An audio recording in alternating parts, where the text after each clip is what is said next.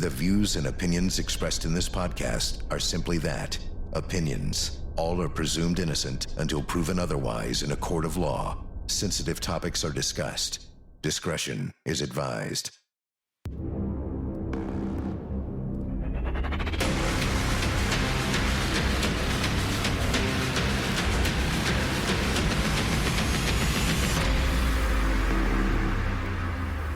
I'm Vinnie Politan. The subject of my investigation, the annihilation of an entire family. Mother, father, son, and daughter shot and stabbed and torched. The accused killer, another member of the family. Here's the story. They were brothers, business partners, and once inseparable. But prosecutors say behind the success and shared history of Keith and Paul Caneiro, resentment was quietly festering. On the morning of November 20th, 2018, two fires ignited hours apart in Monmouth County, New Jersey. One at Paul Caneiro's Ocean Township home, the other at Keith's sprawling Colts Neck mansion. Authorities allege the first blaze was a calculated diversion. At the second scene, firefighters made a horrifying discovery. Keith Caneiro shot execution style in his yard. His wife, Jennifer, and their two young children, Jesse and Sophia, murdered inside the burning home. Investigators say the killings were deliberate and fueled by money. Accusations that Paul had been stealing from their businesses, was about to be cut off financially and removed from the family trust. Prosecutors claim Paul tried to destroy evidence with fire, creating the illusion that the entire Caneiro family was under attack.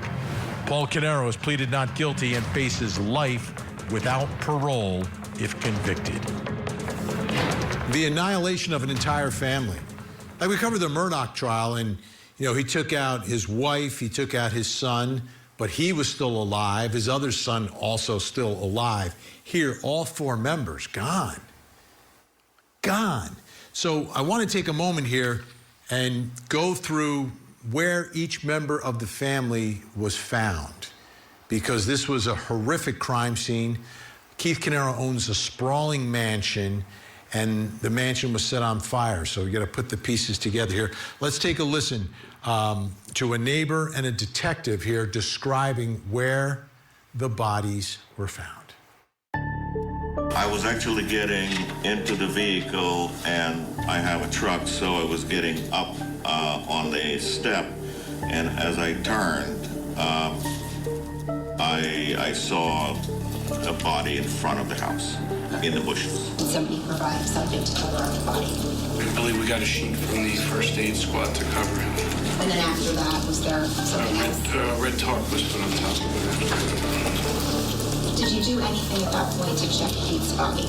Yes, I rolled him over to check to see if he was deceased. He was pulseless and breathless. There was a red blood, what I believe to be blood, solidified underneath him. What, if any, other information did you learn about the inside of 15 Willowbrook Road? That there were additional deceased victims inside the house. Okay, and specifically where were those additional deceased victims located?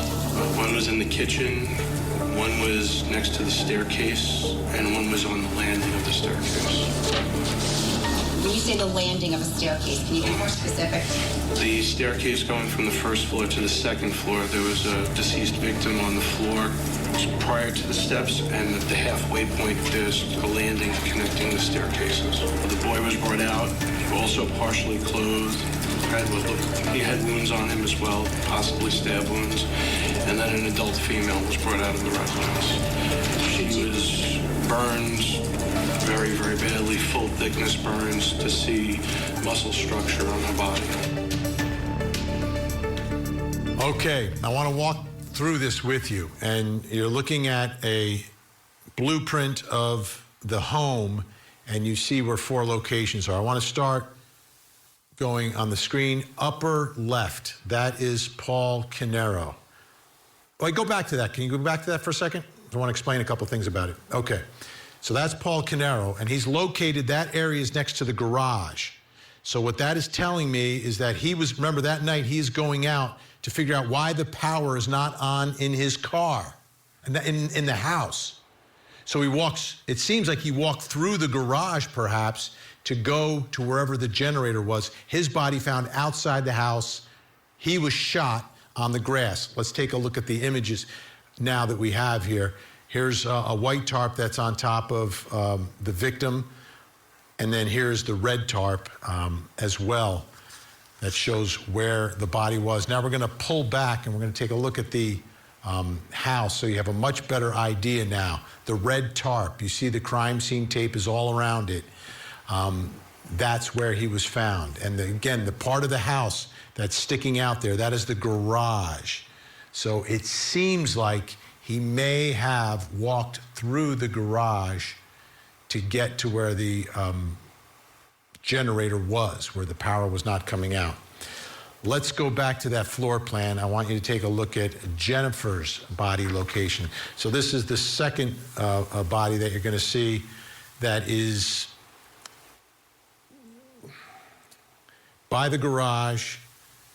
I'm trying to describe where it is on the screen. So it would be on the left side of the screen, but on the one in the middle on the left-hand side of the screen. That's his wife, Jennifer. She was shot and she was stabbed. She's inside the home, though. These are, and let's take a look. This is the image. These are the stairs from the first floor going down to the basement. Jennifer's body is found where the photographer is standing and taking this photo. Again, stabbed in the torso, shot in the head. Let's go to the third victim now. As we go back inside the house, you go to the third victim, which is, again, below Jennifer, where we just described you. That is Jesse, his son. Jesse's body is in the kitchen. On this photo, the part that is highlighted there, but blurred, that's his leg. And you can see this is the kitchen counter. He was stabbed and killed multiple times, not shot, but stabbed. And again, he's inside the kitchen as we make our way through the home. Let's take a look at the final. Oh, this is some of the blood that was found in the kitchen, some of the blood spatter. What story does the blood tell? Did he fight? Was he running? Was he stabbed on the ground? All things that a blood expert may be able to tell us. Finally, let's get to the fourth victim, which is little Sophia. And she was found on the landing between the first and second floors. So there's like a landing between the stairs going up. Perhaps she's the last one to come down. Again, it's hard to tell. But if you started with Keith as the first victim and you come in through the garage, you can see the progression walking your way through that home. Okay, it was a brutal scene. Brings us to the first question in our investigation. What do the body locations reveal? What story does it tell? Joining me, former New Jersey prosecutor and criminal defense attorney David Gelman is with us, and New Jersey criminal defense attorney Rocco Ciparone. Great to have you both here. Thank you. David Gelman, I'll begin with you. What story is the locations of the bodies here telling you? You know, Vinny, it's weird. I think it's telling me that he was very methodical in what he was doing. You know, he started with Paul, got him outside, potentially saying, hey, look, the generator's out, and that's why he went outside, and that's where he got stabbed and shot. Then he goes right inside, and the first person he sees is Jennifer. What's he do? Stabs her and shoots her. Now, after that, it becomes a little weird, a little suspicious, because you have the two children. Why, in God's name, are you going to stab them? That's a question I still can't get. I can't fathom. You know, they're still your niece and nephew. If you're going to do it, you just do it quickly. But it sounds like in this situation, this was not quick. And just like you said before, the blood is going to tell a lot of things. So when they have their blood expert, he is going to say, or she is going to say, I should say, whether the children they fought, whether this was quick, painful, a lot of different things. So I think the first two people, Paul and Jennifer, we know pretty well. But the last two, Jesse and Sophia, that's the mystery. And we may never know. Yeah. And I just want to make sure that we're getting the brothers straight. So Paul is the defendant. Keith is the victim. Sorry. Yeah, no. It gets confusing because it's all in the family here. All right, Rocco, what story is this scene telling you about what happened to this family, how it happened, and what it ultimately means here? So obviously there's some speculation involved in this, Vinny, right? But, we know that Keith is killed outside. We know that two of the three victims inside were stabbed, and presumably with a kitchen knife. So that begs the question of whether or not his nephew was stabbed first because he was in the kitchen. What it tells me, though, is it gives the prosecutor a pretty good argument to say this was premeditation over and over and over and over again, 4 times, because, as David just said, Paul had to move methodically from person to person to person to person to kill his brother, his sister-in-law, and his niece and nephew. And usually when you see a stabbing of this nature with family members, it's a crime of passion. That's hard to fathom with nieces and nephews this young. So it's hard to speculate as to what that's about. But I would argue from the prosecution perspective that it's a premeditation over and over and over again. And David Gelman, the children being awake, right? Some people are light sleepers. I could see why Jennifer might be awake if her husband's awake and he's trying to handle the power, so maybe she wakes up. They're in their own rooms. It's a mansion, literally a mansion. There must have been a lot of noise inside that house for those children to have awakened. Well, you got to think about it. You hear mom and dad probably just yelling and screaming because they're being shot at and they're being stabbed to death. I would assume that the children, even though it is a pretty big house, as you just said, I assume the children woke up. They had to have woken up. I mean, when you are hearing screeching noises of your parents being brutally murdered, you would have to think it's probably one of the last things they heard before they, succumb to their injuries. And then, Rocco, you try to go back to that moment. There's all this chaos. They're screaming, the fear for the children. And then they see Uncle Paul. And maybe in that moment they think that they're safe. But they're far from safe if, in fact, he's the one that did this. That's the irony in this case, right? They're kids who are naturally going to gravitate, as you just said, Vinny, to Uncle Paul. This is not a situation where you have a middle of the night stranger wearing the proverbial black ski mask in the home and people are going to run away. These kids may have been looking for comfort running to Uncle Paul, which in this situation, unfortunately and horrifically, turned out to be the wrong thing, obviously. Yeah, I could see that. Running to the danger because they perceive it as safety and all this. Rocco Ciparone, great to have you on the program. Thank you so much. David's going to stick around. Up next, what does the family's silence reveal? He waited until dark, and he snuck up on the family while they slept. The Court TV podcast will return. He stabbed his nephew Jesse multiple times in his upper body and threw his arm into his chest. And he stabbed his niece Sophia 17 times over her entire 45-pound body, including deep stab wounds in her face and the top of her head. Like we've been saying, this was a brutal, bloody crime scene.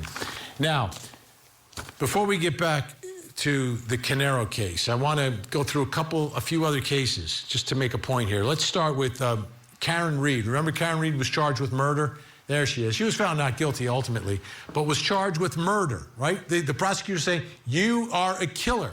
Well, remember her father spoke up for her all the time. Take a listen.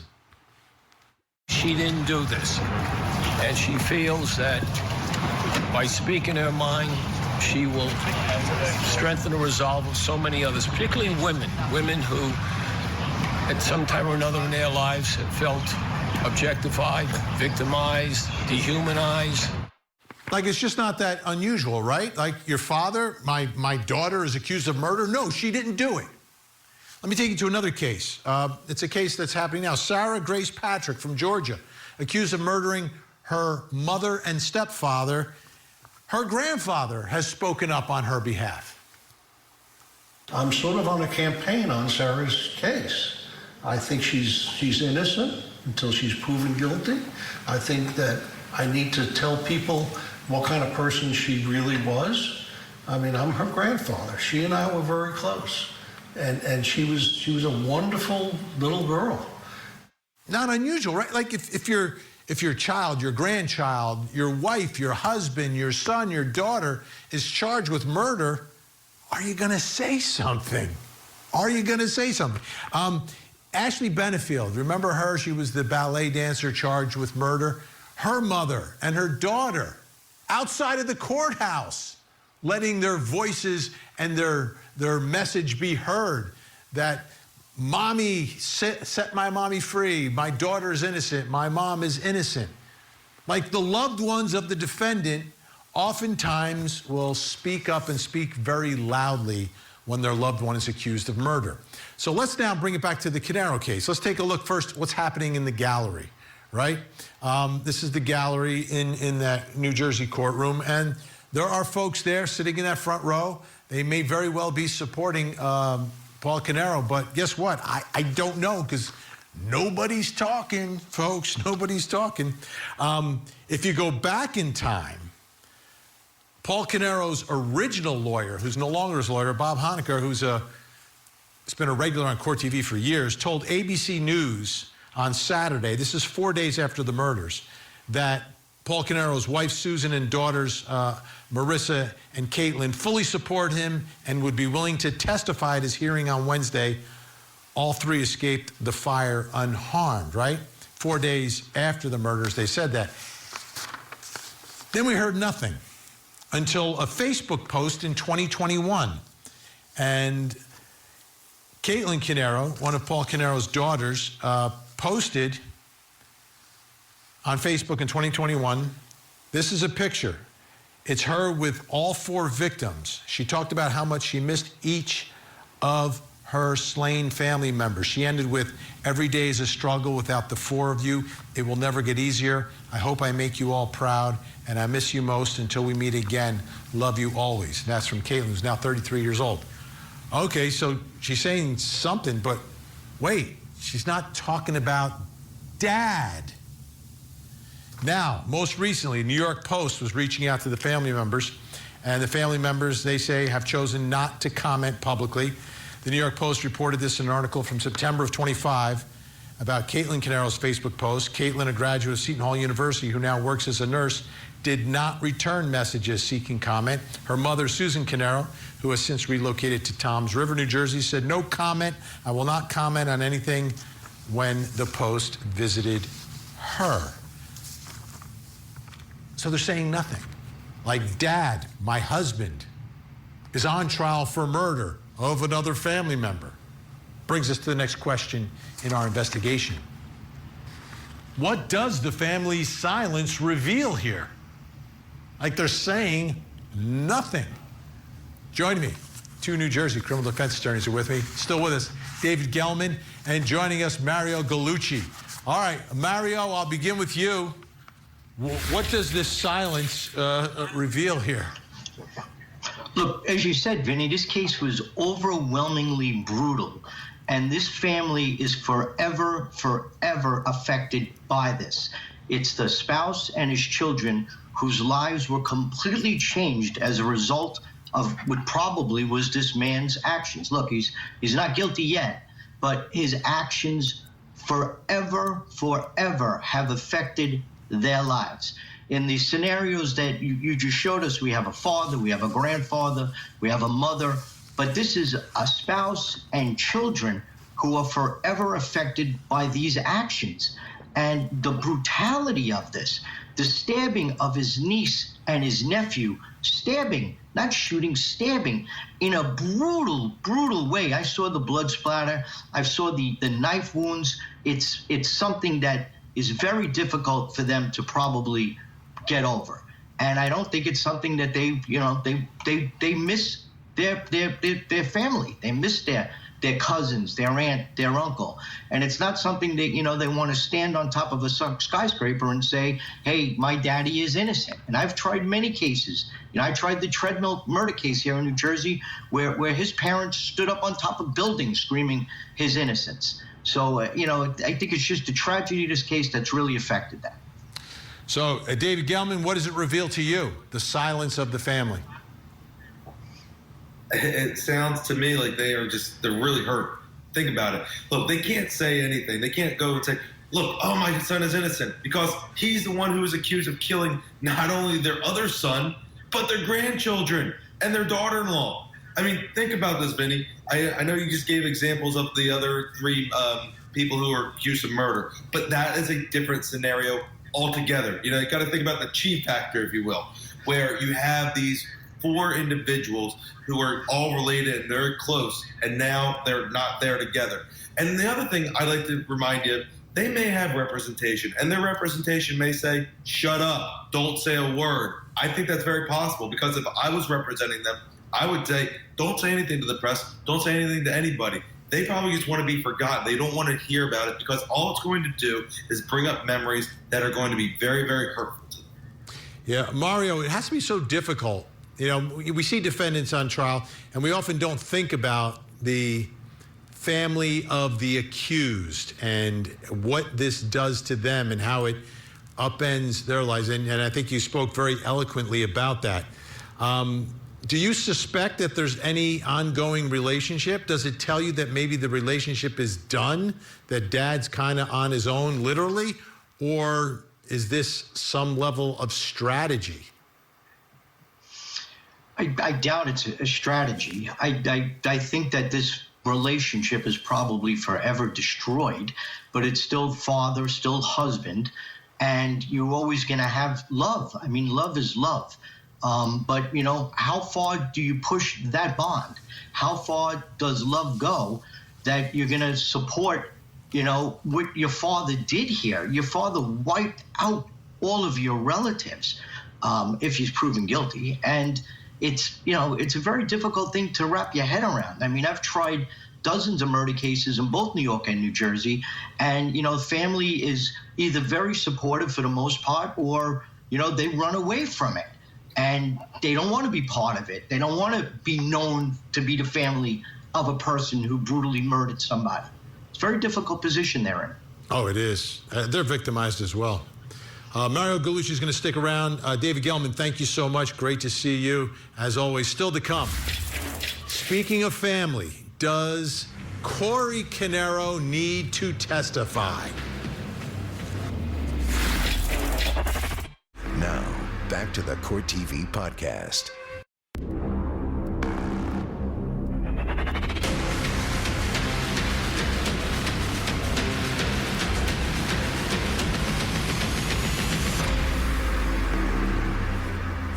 I'm Vinnie Politan. We continue our investigation of the murders of Keith Caneiro, his wife, and his children, murdered with a gun and a knife. A brutal, bloody ending for this New Jersey family. And prosecutors say it was Keith Caneiro's own brother who did it. Here's the story. The Caneiro case is not just a murder trial. It is a portrait of a family imploding under financial pressure and alleged betrayal. Prosecutors say Paul Caneiro, once dependent on his younger brother Keith, watched his world unravel as Keith moved to cut him out of their businesses, salary, and trust. According to court filings, Keith believed Paul had been siphoning tens of thousands of dollars, including money earmarked for his children's futures. Days later, Keith, his wife Jennifer, and their children were all dead. Authorities allege Paul carefully staged 2 fires, one at his own home before dawn, another at Keith's house, to mask the crime and mislead prosecutors. Surveillance evidence, forensic findings, and ballistic evidence form the backbone of the state's case. The defense insists Paul Caneiro is innocent and has waited years for his chance to clear his name. Now, after more than 7 years, a jury will decide whether jealousy and money led to one of New Jersey's most brutal family massacres. Unbelievable. So, Keith and Paul are brothers, but there's a third Caneiro brother, and his name has come up during the course of this trial. In fact, it came up during the defense open. Take a listen. He did not commit these crimes. He did not hurt anyone. He did not harm anyone. He did not set any house on fire, and he certainly did not brutally murder the family members that you will hear he loved and cherished and adored so much. Cory Caneiro was on the outside of that. He wasn't a part of that. He wasn't a part of the businesses, and he wasn't a part of that close relationship. He was on the outside.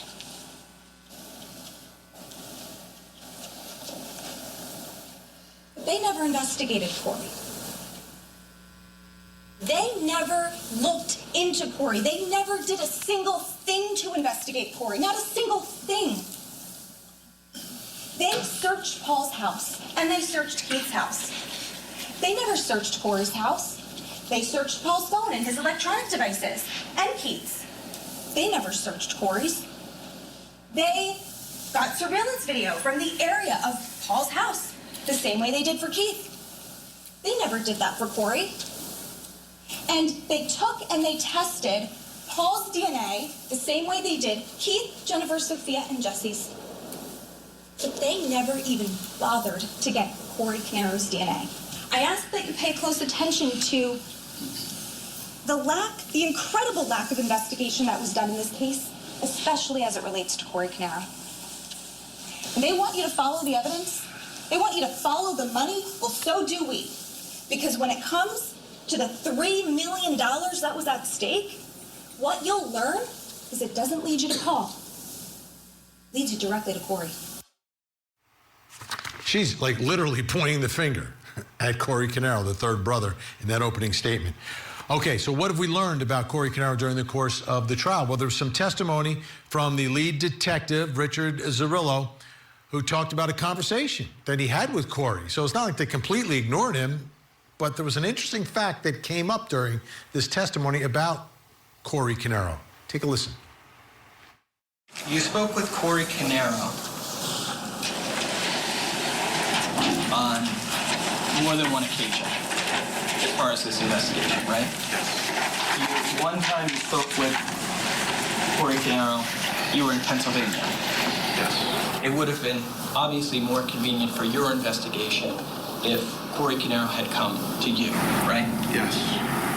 But that you determined was not going to be possible, right? Correct. And if you wanted to talk to him that night, you would need to drive to Pennsylvania. Yes. And that was because Cory had a medical condition that prevented him from driving at night? That was what was told to Detective Petrozello, yes. Told to Detective Petrozello by Cory? Yes. So Cory Caneiro can't drive at night, or says he can't drive at night. We know the killer was driving in the dark. We do know that. Now, one more interesting moment involving Cory Caneiro during the course of testimony so far in this case. On the stand is a longtime employee of the Caneiro brothers. So he knows Keith very well for years and knows Paul very well for years. Take a listen to this testimony. Keith's house pretty often around that time, right? Yeah. And that's because both Keith would tell you that, and also you would see Paul there, right? Yeah. Okay. Yeah. And then Keith had another brother named Cory, right? Yes. Were you aware that there was a time period when Cory was living in the basement of Keith's house? I was not, no. And did you ever see Cory at Keith's house? I don't remember. I don't remember like seeing him there when I was there. Maybe one time, but like it's a while ago. That's kind of a peculiar little fact, right? Peculiar. Cory Caneiro is sleeping in his brother's basement for a while?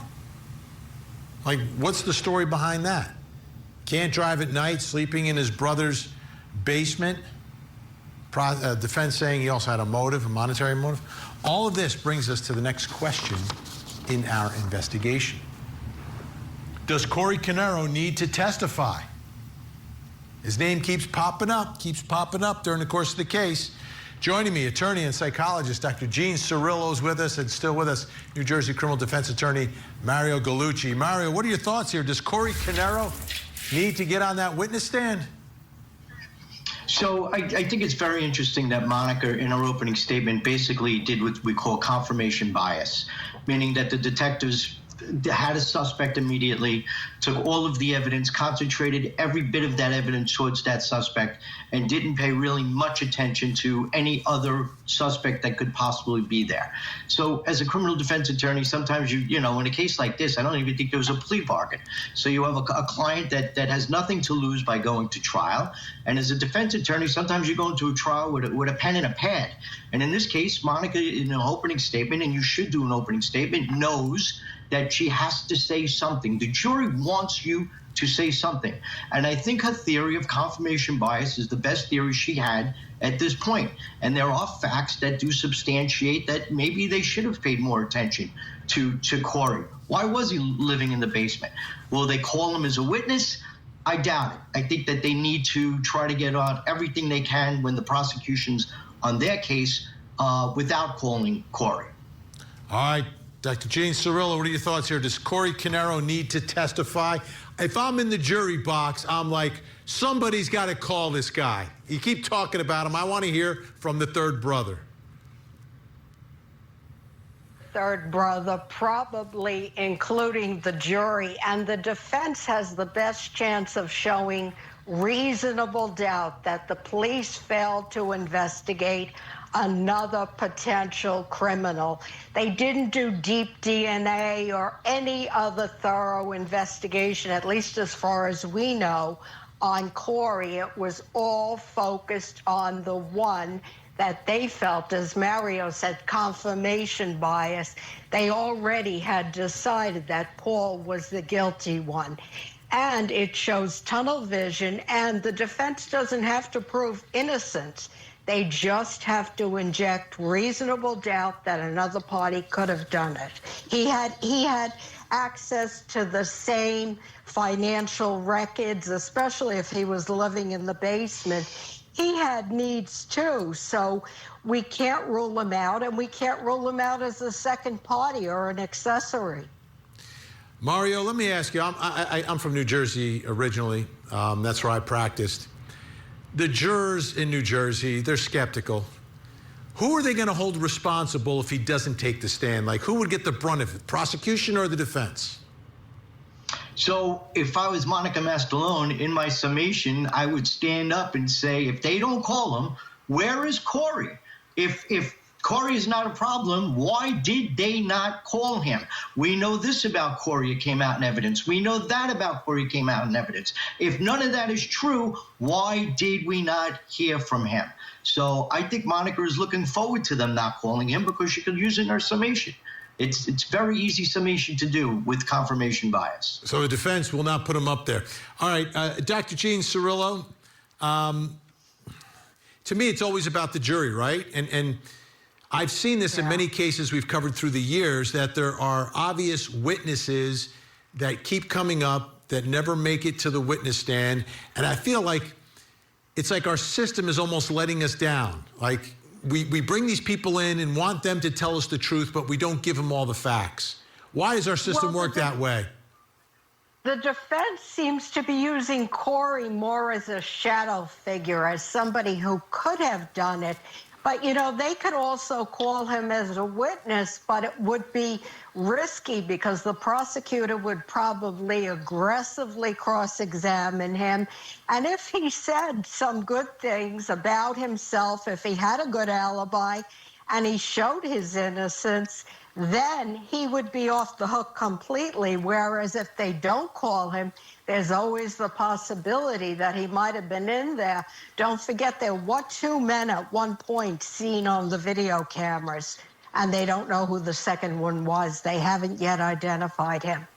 You know, the one thing, Mario, I'm a former prosecutor, that I would do with Caneiro, because this whole thing about him not driving at night, like, on the one hand, if he actually doesn't drive at night, I want the jury to make sure that they know that he didn't make that up to create some sort of alibi for himself, that it couldn't have been me because I don't even drive at night.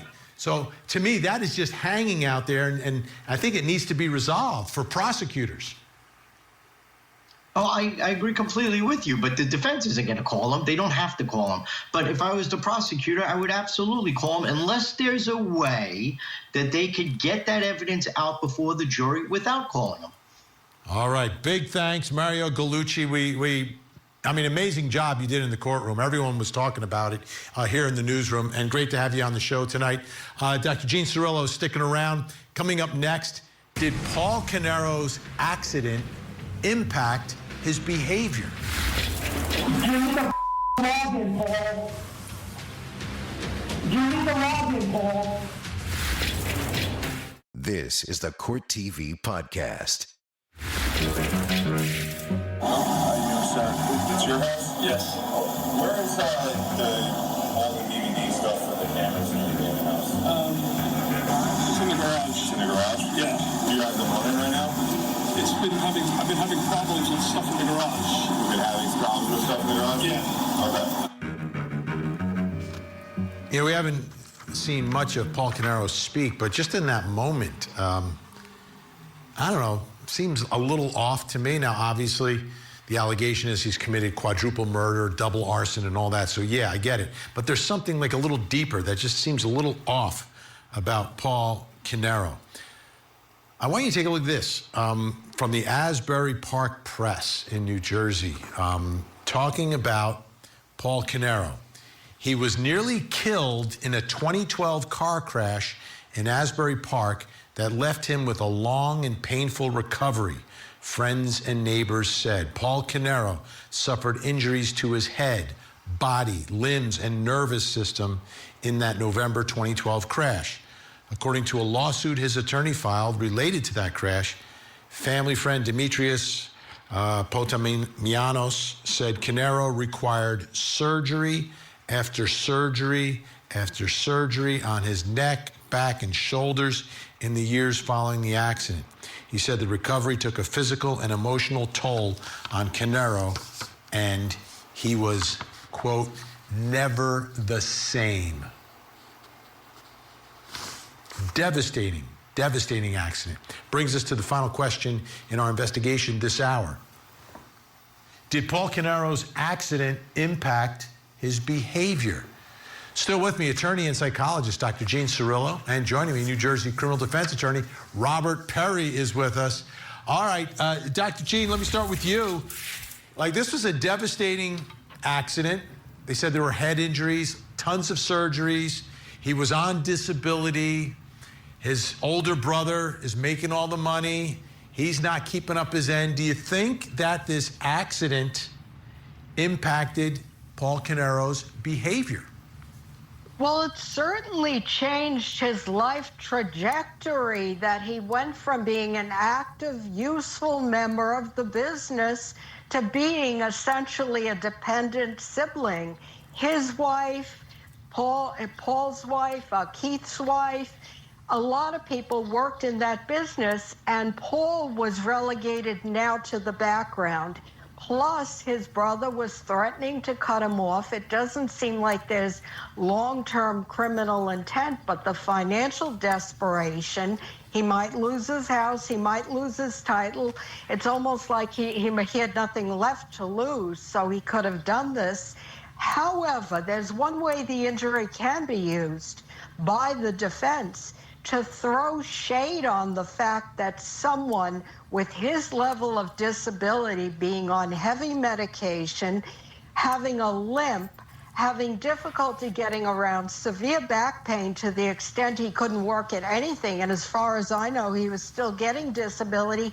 Could he have carried out this quadruple murder in the time it took, using a gun, using a knife, very up close, distance, very quickly? That they could say that he didn't have the physical ability to do such a crime at the time, which even if he had the intent, he wouldn't have carried out himself.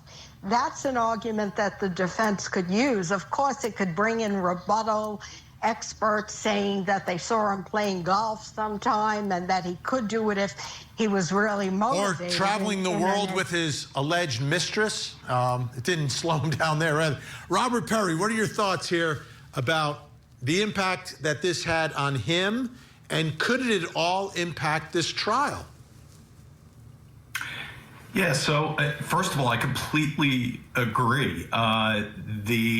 The real impact for the defense is the argument that he was just physically incapable of committing this crime, that even though he's on disability and he was in this accident that almost killed him, somehow he turns into this super ninja who is able to overpower his younger brother, who's stronger than him, and navigate throughout the house and carry these heavy cans of gasoline. And I think that's a pretty compelling argument that the defense is going to exploit. Now, could it impact the case in other ways? And the real important question is does this present an affirmative defense with mental health issues? Could he claim insanity or incompetency or diminished capacity? And unlikely, I would say. Number one, he's represented by excellent counsel who would have explored that and had him examined and advanced that defense if it were available. Otherwise, there would have been other evidence, other people indicating that he was somehow unable to comprehend what was going on around him. So I would say with respect to the mental health evidence, unlikely it's going to materially help the defense, but the physical evidence is certainly compelling. Follow-up to that, Robert. How could they get that evidence in front of this jury? Does he have to testify to get in the evidence about what he has been through and some of the particulars of that accident? If I was his attorney, I would try and avoid it, certainly. I wouldn't want my client testifying. I think there's other ways you could do it. You could certainly introduce medical records from his treating medical physician that could make that point. If there are other witnesses who had an opportunity to observe him suffering from his medical infirmities, you could get it in that point. So to the extent I could avoid him testifying and getting into that way, I would certainly try that first. Yeah, there were 4 people who could have, well, 2 adults that could have testified perhaps about it. They're dead. And we were talking about this earlier this hour. His wife and his daughters, where are they? They've been silent throughout. So we'll see if they jump into the fray to get this evidence in front. But it does seem relevant to the story, and we'll see if the jury finds out. Dr. Gene Cirillo, great to see you again. Thank you so much. Robert Perry, New Jersey criminal defense attorney, thanks so much. You know, it is so difficult to understand how someone could allegedly go from brother and best man to cold-blooded murder. Did something happen to Paul Caneiro's brain?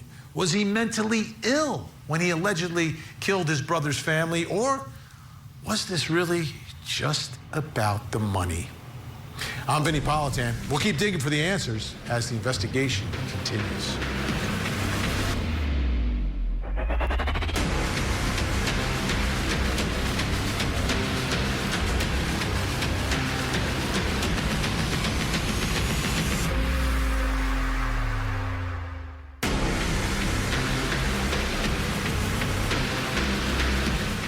There you have it. If you want to see more in-depth reporting on the latest true crime stories, you can see me every weeknight, 8 p.m. Eastern on Closing Arguments. Thank you so much for downloading. And as always, please don't forget to hug the kids. This podcast is a production of Court TV. Go to CourtTV.com for more content, trials on demand, and to find out how to watch Court TV in your area.